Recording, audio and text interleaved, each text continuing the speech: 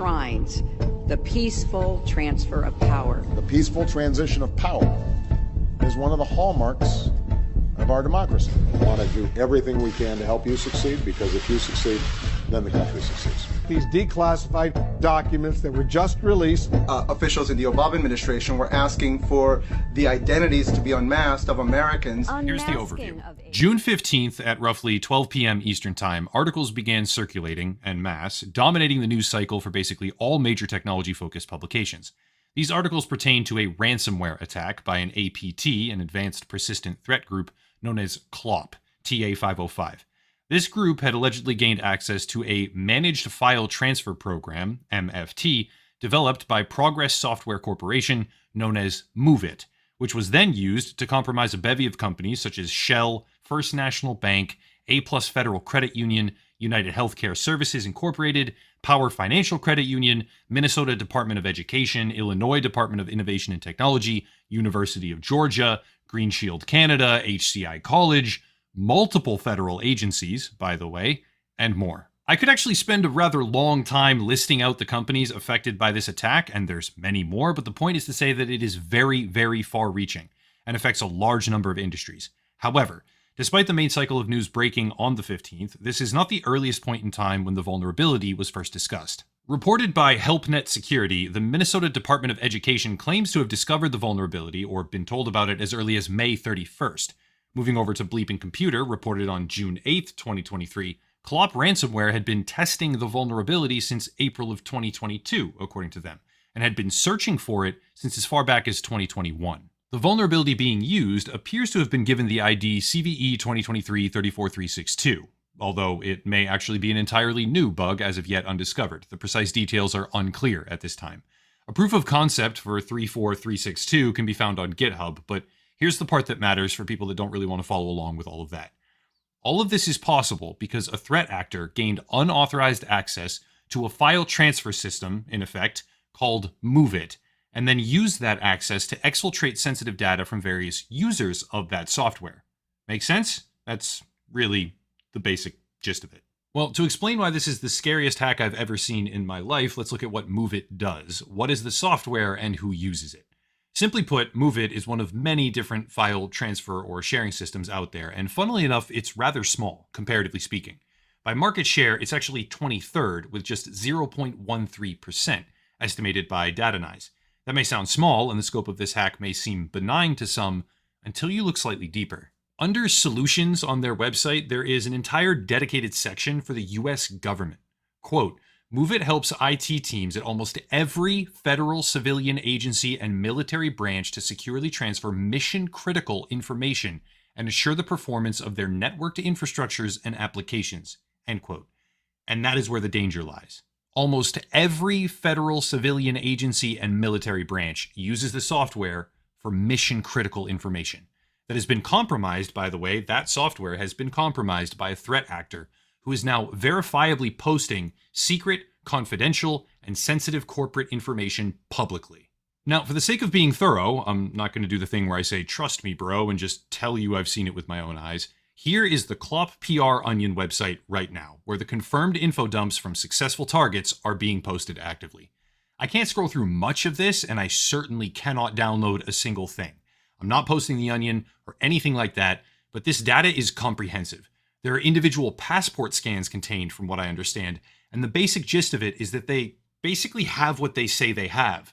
The breach is real, and the scope of data that is being released is unprecedented. Maybe this will put things in perspective. Directly from CISA, the Cybersecurity and Infrastructure Security Agency, which is the National Coordinator for Critical Infrastructure Security Resilience, that's a mouthful, quote, CISA remains in close contact with Progress Software and our partners at the FBI to understand prevalence within federal agencies and critical infrastructure, end quote. AKA, there has been a breach of federal agencies and critical infrastructure. Hence, the scariest hack I've ever seen. And staffers of the incoming president. The basic charge, political spying. To disrupt the peaceful transfer of power. Unmasking of American citizens it could be a real problem. Why is it that the unmasking of Flynn somehow ended up in the pages of the Washington Post? I know nothing about those moves to investigate Michael Flynn. The vice president said that yesterday. And then the last name on this list is Joe Biden. Now, for those that want to go down the rabbit hole a little bit here, June 15th is a hell of a day to coincidentally witness widespread news break about an unprecedented hack, especially involving banks and credit unions. Homeland Security and Justice reporter Nicole Skanga is with us now. So, Nicole, who are the other victims?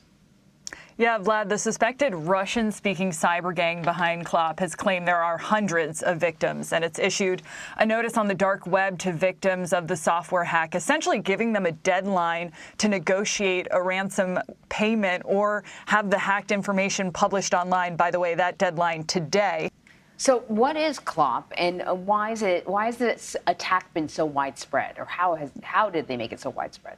Anne-Marie, it's a great question, and the reason it's so widespread is because the hack breached a widely used software called Moveit. It's designed to move sensitive files around securely, so data like employee information, addresses, financial details, and it's used by companies around the world. For that software company, this is the nightmare scenario you hope never plays out, a bug that ends up impacting so many of your clients. The Russian-speaking CLOP ransomware gang has gained a lot of attention since 2019 for impacting some high-profile organizations, hurting industries worldwide, racking up hundreds of millions in payouts. The gang experienced a little bit of a lull in activity after some of its infrastructure was knocked down in June of 2021 by an international law enforcement operation with the code name Operation Cyclone. 6 people were arrested by Ukrainian authorities, but as is often the case, these cyber criminal networks are widespread and resilient, so they tend to go underground for a little bit before returning in full force, like what we saw here. Here on the West Coast, Air Force One touching down at Reno Tahoe International Airport. There's the President and First Lady. This happened around 8:30, so not too long ago. President and First Lady will spend a few days in the Nevada side of Lake Tahoe before heading off to Maui. And they were shrouded not for a compelling reason of national security, but for the simple fear of embarrassment. And that was wrong. And how do you impose centralized foreign control on indigenous populations? By coming into a country, by using propaganda, by using fear, by sowing chaos, by destroying relationships, destroying faith in institutions, driving people apart and creating chaos so they will invite in an authority. Aloha, everybody. Like so many. And at some point, I will make a major donation after all of the smoke and ashes have settled here and we figure out what the rebuilding is going to look like. This is going to be a long and difficult process. It does appear like a bomb and fire went off. All of those buildings virtually are going to have to be rebuilt. It will be a new Lahaina in its own image, its own values.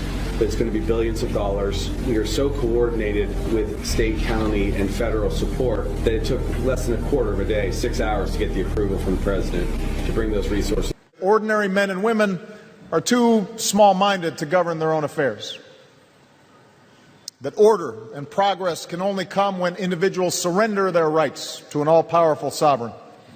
Amidst this real estate surge, a sudden fire happens, destroying homes nearby, but leaving her vast terrains unscathed. Does that ring a bell? Think back to 2017. A deadly fire consumed homes near her Montecito mansion, yet once again, Oprah's property emerged untouched. And after that event, she expanded her Montecito land holdings to a whopping 70 acres, even snapping up a 4-acre complex in 2019, which was decimated by mudslides shortly after the 2017 fire. Weekend, Obama found support from California's First Lady Maria Shriver, Caroline Kennedy, and Oprah Winfrey, hoping to give Obama a boost. If we are led by a world-class change maker who can make positive things happen for other people, there's nothing we're facing we can't overcome. That is what she offers. The CIA was very much involved in taking over the media with the Operation Mockingbird. Do you have any people paid by the CIA who are working for television networks? This, I think, gets into the kind of getting into the details, Mr. Chairman, that I'd like to get into. on Monday. Lots of talk about this. With the president arriving in Tahoe, it got us thinking, what does it take for the Secret Service to prepare for a presidential visit? We're getting answers, a little insight for you. A team of agents has been in the Tahoe area for days now, Secret Service agents prepping for the Biden vacation, and they have cleared airspace around the airport, alerted trauma hospitals nearby just in case, and have identified a secure location where the president can go in case of an attack. And for anyone in the area who's made a threat against the president, they've been warned by Secret Service, they've been warned that they're being watched. A whole city destroyed. Generations of native Hawaiian history turned into ruin. I immediately approved the governor's request for expedited major disaster declaration. That's a fancy word of saying whatever you need, you're going to get. I've ordered all available federal assets on the island to assist local crews, including the U.S. Coast Guard, the Navy 3rd Fleet, and the U.S. Army. See all these hubs, it's all community. There's no military presence, no FEMA presence, no state or federal presence at any of these hubs. So I don't know why, but has Josh Green, the mayor, managing director, any of those guys come out here just to? I've been here for 3.5 days. I haven't seen anybody. I haven't talked to any representatives. You're the first person that's in that world that has even come to Maui that I've met personally. So I can't speak for other people, but for Poe and I, we've been all the way from Laniapopo, Oluolu to Kapalua, which is the entire stretch of the west side, and haven't seen anybody yet. So it's been all community-based so far. Name me a single objective we've ever set out to accomplish that we've failed on. Name me one.